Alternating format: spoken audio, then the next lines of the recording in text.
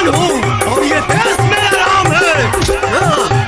सीना चीर के दिखा दूंगा अंदर बैठा हिंदुस्तान है।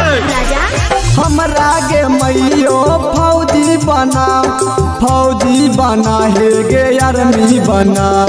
हमरा गे मैयो फौजी बना हे गे आर्मी बना। देश के शान बचाई लेबो, तिरंगा के मान बढ़ाई देबो। देश के शान बचाई लेबो, तिरंगा के मान बढ़ाई देबो।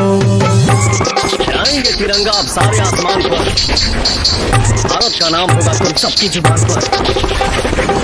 देश के शान बचाई देबो, तिरंगा के मान बढ़ाई देबो।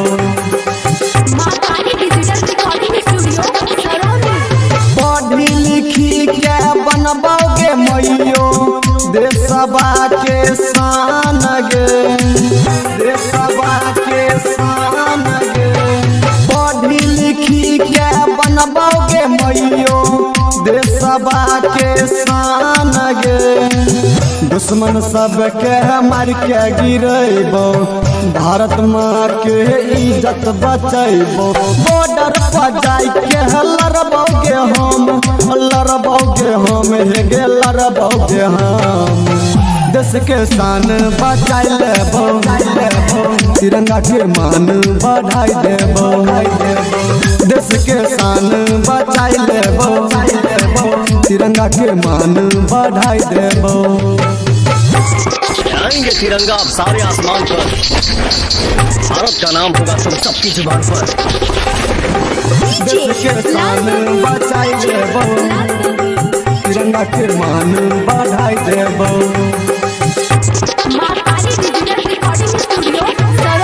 बॉर्डर पर जाई के लड़बोगे मम्मी, मौत से नहीं डरबोगे, मौत से नहीं डरबोगे।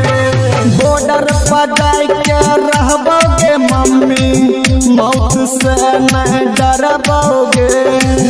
कहे छो दिल खुश सुन गे मम्मी, शंकर बिहारी के बात तू मान। सुनील चला के तू बात ले मान, बात ले मान हे गे बात ले मान। देश के शान बचाई लेबो, तिरंगा के मान बढ़ाई देबो।